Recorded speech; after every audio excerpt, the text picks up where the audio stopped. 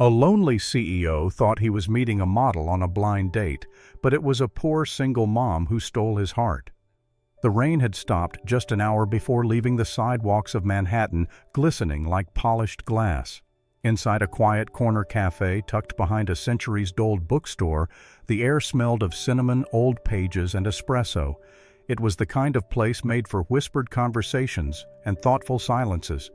Alexander Vale sat alone at a small round table by the window, his tailored coat draped over the back of his chair, his watch ticking quietly beneath his cuff. He glanced once at his phone, 3:10 p.m., 10 minutes past the arranged time. He should have canceled, but he hadn't. Alexander Vale, 34. CEO of Vale and Hunt Publishing, was a man of precision. His days were planned to the hour, his nights filled with silence, and his life a quiet fortress built over 5 years of grief, had no space for surprises. Since losing his fiancée in a car accident half a decade ago, he had kept the world at arm's length, wealthy, respected, untouchable, and emotionally vacant. His best friend Clara, a stay-at-home mother with a soft spot for meddling, had insisted he meet someone. "She's a model," Clara had said cheerfully over the phone. "Not just beautiful, refined, elegant, but someone you can actually talk to. I used a high-end matchmaker, all anonymous. Just meet her." He agreed, only to end the conversation. The woman in the photo was stunning, flawless skin, expensive heels, and a touch of boredom in her expression. Alexander expected her to be late, or worse, never show. He was used to waiting, but what he did not expect was the woman who walked in instead. She entered with hesitant steps, a small child cradled against her hip. Her blonde hair was pulled into a loose, uneven bun, and her simple, pale blue dress, a bit wrinkled, looked like it had seen better days. The little girl in her arms was flushed, clearly unwell, her small fingers clutching the collar of her mother's dress. Jessica Carter, 27, was not a model. She was a single mother. Once a beloved elementary school teacher, Jessica had lost her job when budget cuts slashed through her district. Since then, she had been working part-time at a bakery and tutoring neighborhood kids in the evenings, just enough to scrape by. Her best friend had promised her a job lead. "It's not official," she'd said, "but he's looking for help. A quiet meeting, casual, someone important." Jessica was desperate enough to come. She scanned the cafe and spotted Alexander alone, professional-looking and unreadable. In her panic, flustered by her daughter's fever and her own frayed nerves, she mistook him for the man she was supposed to meet and approached. "I'm so sorry," Jessica said softly as she gently sat down across from him. "My daughter's not feeling well. I hope that's okay." Her voice was steady, but her eyes were tired. She reached for a napkin and dabbed at the little girl's forehead. Alexander stared. This was not who he had expected, not even close. He opened his mouth to correct her, to say she had the wrong table, but something about the way she wrapped her arms around the child stopped him. The girl whimpered. Jessica whispered something soothing and offered a weak, apologetic smile. "I can leave if this is a bad time," she said.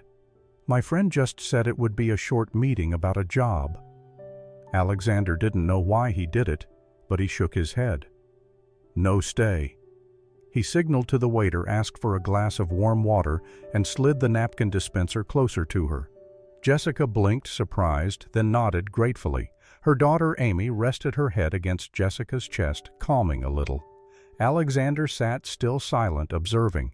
This wasn't the date he had agreed to. But for the first time in months, he did not feel like checking the time. Across the table, Jessica Carter didn't yet know she had walked into the wrong meeting, but into the right man's life. Alexander Vale, a man defined by logic, precision, and strategic decision-making, did something completely out of character. He stayed. He said nothing about the mix-up and made no effort to correct the mistaken identity. Instead, he folded his hands on the table and simply listened.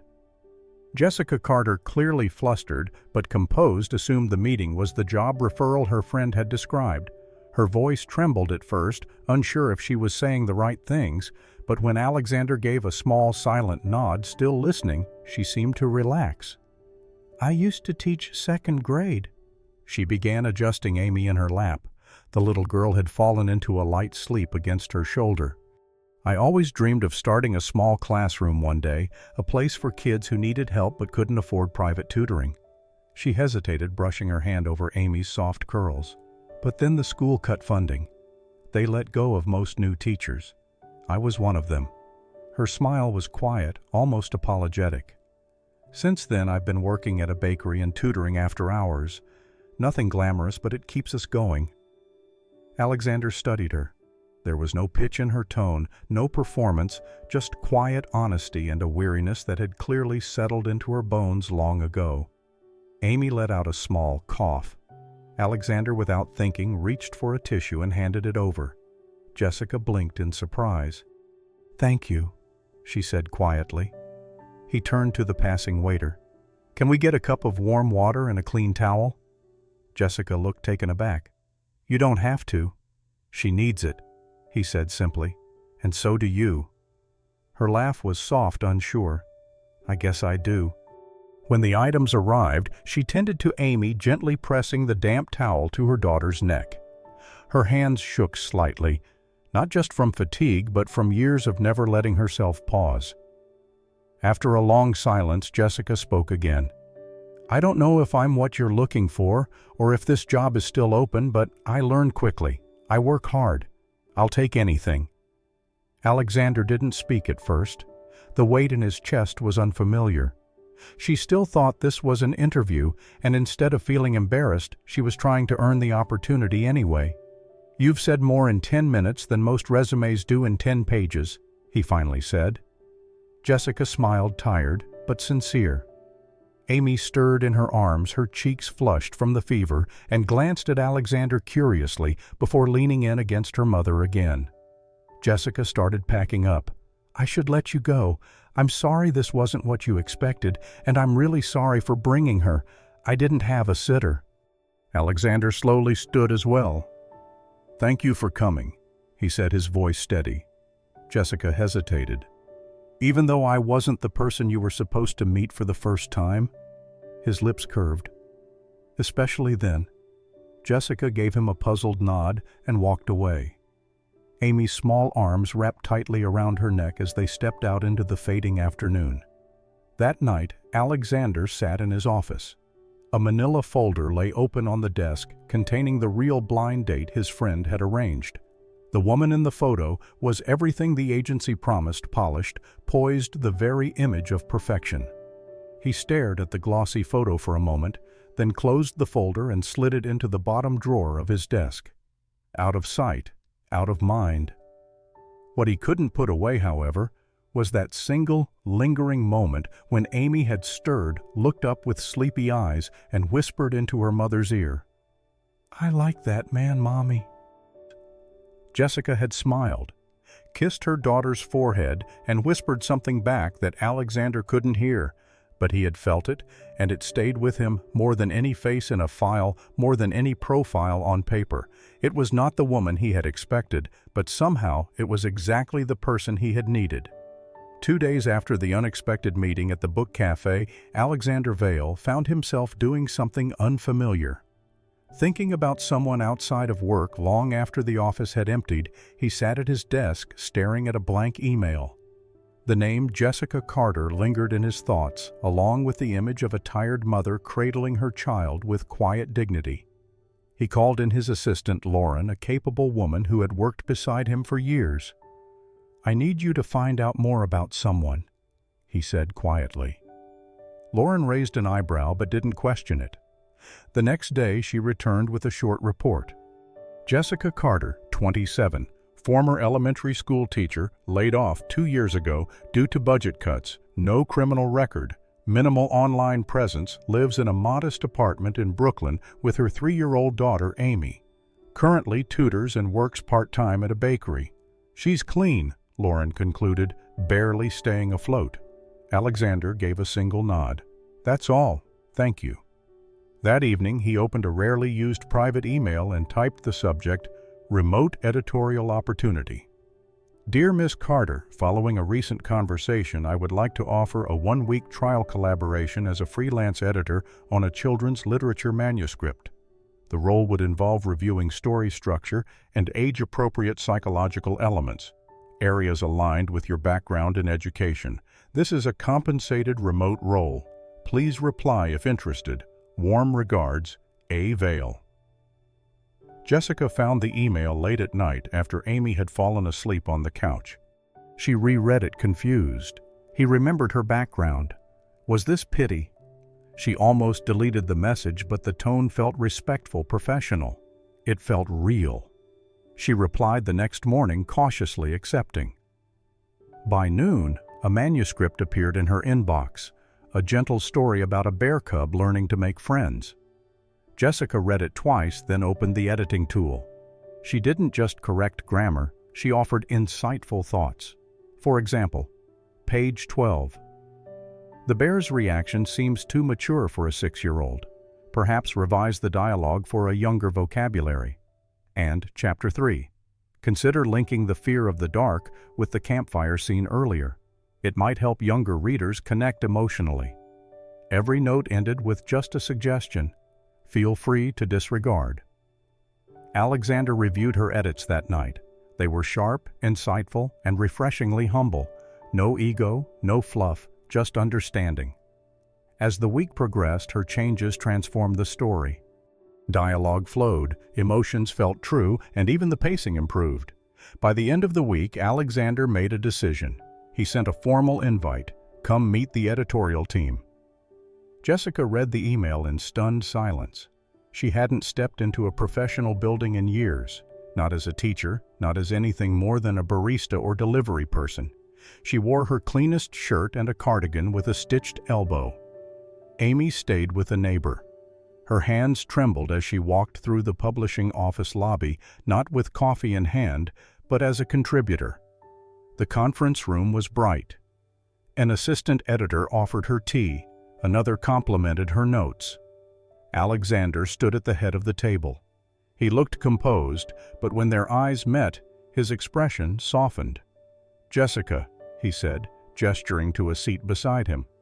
"You've improved this manuscript more than we have in weeks." She blinked. "You really wanted me here?" One of the editors smiled warmly. "We need people who actually understand children, not just how to market to their parents." Jessica's throat tightened. For the first time in years, someone saw her not as a burden or a project to be rescued, but as someone who mattered, someone with a voice worth listening to. It started with small coincidences. Twice Alexander spotted them at the Central Public Library, Jessica kneeling beside Amy in the children's corner, her voice soft as she read aloud about dragons, starfish, and brave little girls. Amy would laugh, toss her golden curls, and press her fingers to the colorful illustrations with wide-eyed wonder. The third time, it was a quiet Sunday at Riverside Park. Alexander had gone for a walk, more out of habit than intention. He stopped when he saw them again, Jessica sitting on a picnic blanket with a thermos of hot cocoa, Amy curled beside her with a coloring book. Their world looked small, peaceful, safe. Then came the old bookstore. He had ducked in to browse first editions when he heard a familiar giggle. Amy stood at the end of the aisle, peeking through a shelf with that unmistakable glint of mischief in her eyes. When she saw him, her face lit up. "Mommy, it's the bookman." Jessica appeared seconds later, flustered. "Amy, don't shout." Alexander turned with a faint smile. "Bookman, huh?" Jessica flushed. "She means well. You show up a lot where there are books." "Maybe books just attract the right people," he replied gently. Jessica looked like she wanted to say something, then thought better of it. She gave him a polite smile and turned away, but Amy tugged on her hand. "Can the bookman come to our reading time?" Alexander knelt down. "Only if your mom says it's okay." Jessica hesitated, then nodded once. "Just 10 minutes." They sat on the carpeted floor of the children's section. Alexander read, his deep voice wrapping around the words with a natural calm. Amy listened wide-eyed, then leaned against his shoulder like she had done it 100 times. Jessica said little that day, but her glances held something warmer. Not trust exactly, but the space where trust might begin. A week later, the sky turned suddenly gray in late afternoon. Rain fell fast and heavy as Alexander exited a meeting near East Village. While unlocking his car, he saw two familiar figures huddled under the narrow awning of a closed florist shop. Jessica clutched her coat tightly around Amy, who was clearly wet and shivering. Her cheeks were flushed, her arms wrapped tightly around the little girl's small body. He did not hesitate. Alexander pulled his car to the curb, lowered the window. "Jessica." She looked up startled. "Get in." She opened her mouth to refuse, pride flickering behind tired eyes, but Amy coughed once, and that was all it took. Moments later, they were inside. Jessica sat in the back seat, holding Amy close. Her hair was damp, her skirt soaked at the hem. She looked like a woman who had spent too many days carrying everything on her own. Alexander handed a small blanket from the back seat toward her, without a word. Then he adjusted. The heater glanced into the rearview mirror and asked softly, "Home?" Jessica nodded. "Just a few blocks." As they drove, Amy stirred restlessly. Her tiny voice whispered, "Tell me a story." Alexander's hands tightened on the steering wheel.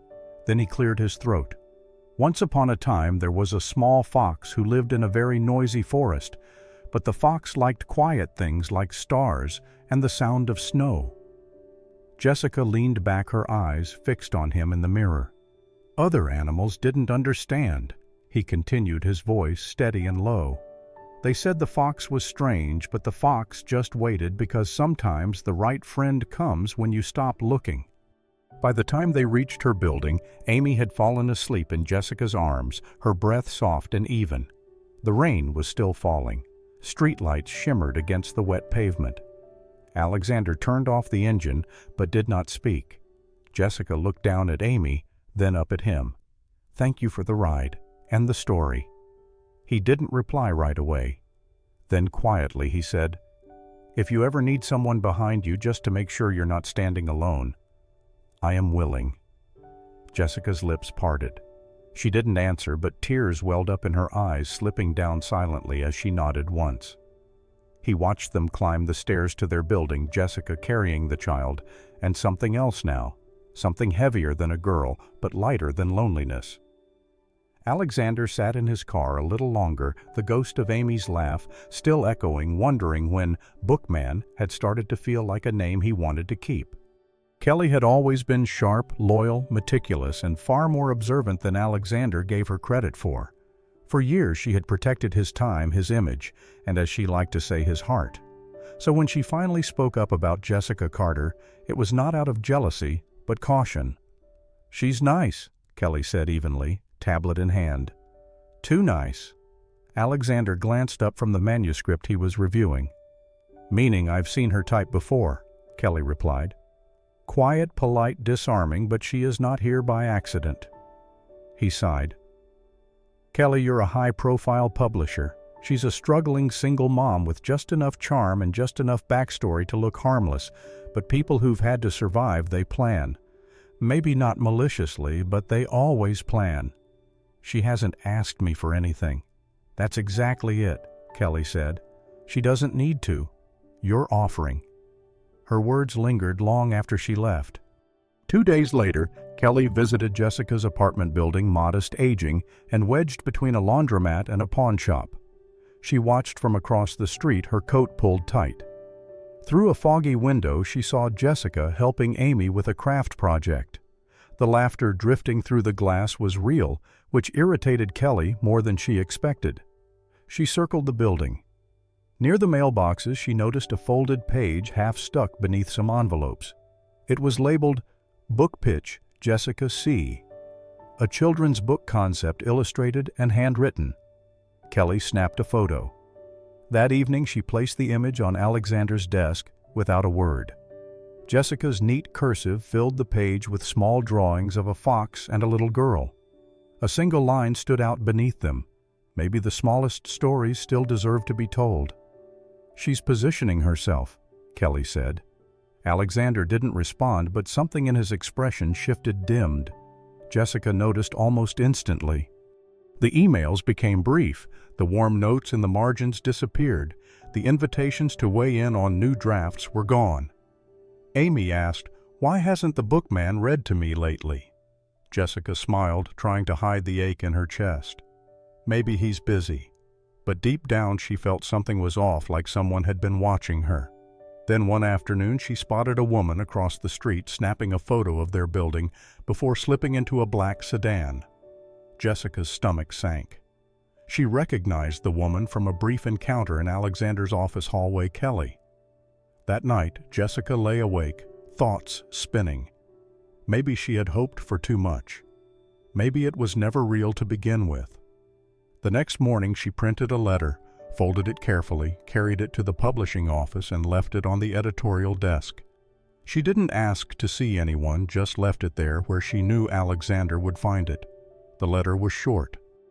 "If the things I've done make you feel heavy inside, please let them go. I never wanted pity, only a chance. If this is goodbye, I understand.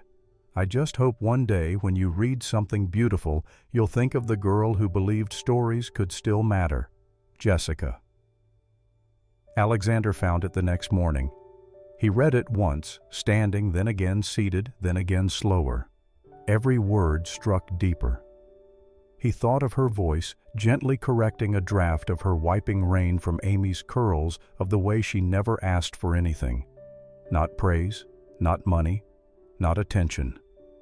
He had trained himself to dissect kindness, to look for hidden motives, to distrust the simplest good. But Jessica hadn't played a game. She had only ever offered care, and he had let someone else poison that. His hands pressed the letter flat against the desk. For the first time in years, Alexander Vail faced the truth. Not aloud, but inside, he wasn't protecting himself. He was hiding from hope, from softness, from the terrifying idea that maybe, just maybe, Jessica Carter had been exactly what he needed all along. The rain came down in thin, icy sheets as Alexander stepped out of his car.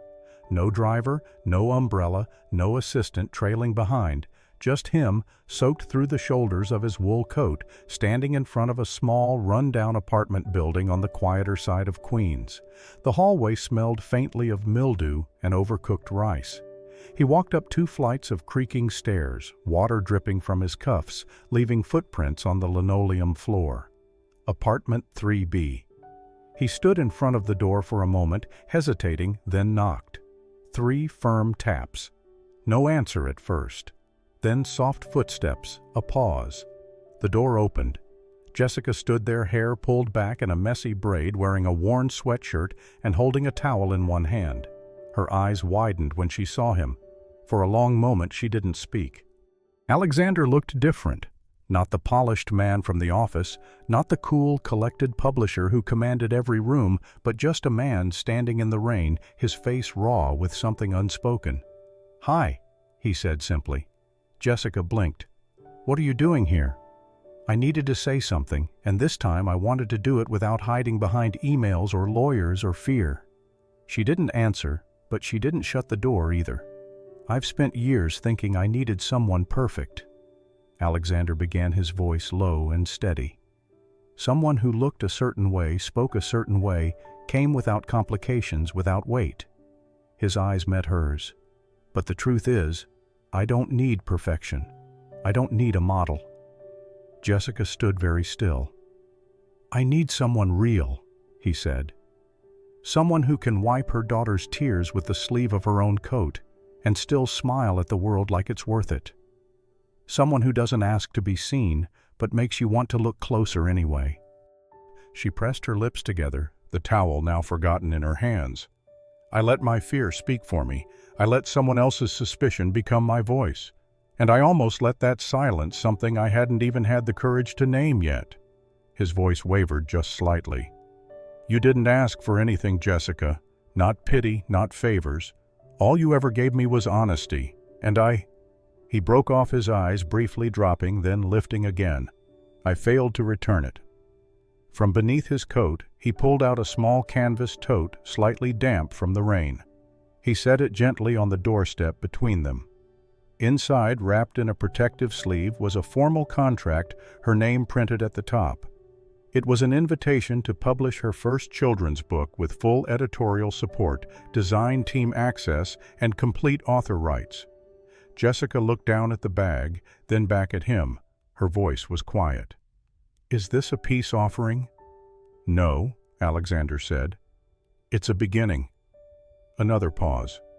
The only sound was the rain tapping on the metal balcony railings behind him. Jessica's eyes softened, but they still shimmered with guarded uncertainty. "What if I'm not the right story you're supposed to tell?" He gave her a half smile, gentle, real. "Then I'll be grateful for every word anyway." She didn't cry. She didn't throw herself into his arms, but her fingers reached slowly for the bag. And when they brushed his hand, neither of them pulled away. In that silence, something shifted. Something that did not need a perfect photograph or polished cover. Only two people, one soaked with regret, the other finally seen, and a chance on page 1 to begin again. 3 months later, a quiet miracle bloomed on the corner of Maple and Fifth. What used to be a forgotten storage shed, its walls peeling and roof sagging, had transformed into a small yellow building with a hand-painted sign, "The Listening Library." It wasn't fancy. The shelves were secondhand, the beanbags were mismatched, and the lights flickered if you turned on the fan. But the books curated by Jessica Carter were chosen with love. Every weekend, children from the nearby neighborhood came to sit cross-legged on the floor, eyes wide, as Jessica read aloud stories filled with dragons, moonlight, and brave little girls who dared to dream. And every weekend, Alexander Vale sat quietly in the back row. Not as a CEO, not as a sponsor, but as a listener. Jessica never acknowledged him while reading. She did not need to. His presence had become part of the rhythm, like the turning of a page. Amy, dressed in a yellow sash that read "Junior Bookkeeper," took her job very seriously. She greeted every child with a smile stamped pretend library cards and made sure no one left without at least one hug for the road. The community grew. Word spread. People began donating old books. Volunteers helped repaint the back wall. Someone even brought in a small fridge with free juice boxes. Jessica made each child feel like they belonged, no matter how well they read, how loudly they laughed, or how shyly they whispered. And then one Saturday afternoon it happened. The usual group of children had gathered. Jessica sat on a low stool, a large picture book open in her lap. Amy curled up beside her. From the doorway, a little girl hesitated. Her name was Leia, 8 years old, with big brown eyes. She had not spoken a full sentence since her father had left 3 months prior. She stepped forward slowly, clutching a worn plush rabbit in one hand. Jessica smiled at her, calm and steady. "Leia, would you like to help me read this page?" The room fell silent for a heartbeat. Nothing moved. Then Leia took a step and another. She climbed onto the small reading rug and looked at the open page. Her fingers trembled. Her lips parted and she spoke, not loudly, not perfectly, but clearly enough for everyone to hear. "Mom says I cannot read, but Miss Jessica told me if I want to listen, the letters will find their way to me." Gasps, then applause. Jessica didn't cry. She just opened her arms, and Leia folded into them like she belonged there. In the back of the room, Alexander turned his face slightly toward the wall, his jaw clenched, and a single tear slipped free. He covered it with his hand. No cameras, no speeches, no accolades, just a small yellow library, a girl with a story, and the woman who had planted something deeper than words, hope. Later that day, as the children dispersed, Jessica found Alexander by the little patch of sunflowers outside. She handed him a small, folded card. On it, in Amy's handwriting, crooked but proud, were the words, "Thank you for believing in my mommy." Alexander looked at Jessica, eyes glassy. She didn't speak. She didn't have to. Some stories didn't need chapters. They only needed one good page to remind people why they kept reading. The little yellow library was filled to the brim. Children sat on the floor, parents lined the back wall, and hand-drawn signs of balloons and book covers fluttered in the breeze from a borrowed standing fan. It had been 1 full year since the Listening Library opened its doors, and today was its first birthday. Jessica stood near the front, a little flushed, a little nervous, holding a folded note in her hand. Amy sat in the front row, legs crossed, wearing her junior bookkeeper sash with pride. Jessica took a breath. "Thank you." She began, her voice warm but steady. "Thank you for showing up week after week, for reading, for listening, for believing that stories belong to everyone, not just the ones who can afford them." A small wave of applause rose in the room. She smiled, then added, "This place started with a few books, a borrowed paintbrush, and a whole lot of doubt, but now—" She paused, eyes sweeping over the crowd. "Now it feels like home." Just as she stepped back, Alexander stood up from the second row. He wore no suit today, just a soft blue button-down and khakis, no tie, no distance. He walked to the front with something wrapped in brown paper and string. Jessica tilted her head, curious. "I thought of giving you flowers," he said with a quiet smile, "but you already planted more than enough." Light laughter from the crowd. He held out the gift. "So instead, I made this." Jessica slowly untied the string and peeled back the paper.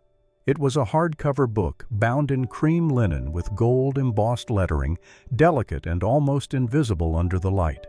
The title read, "Chapter to Us." Her breath caught. She opened it.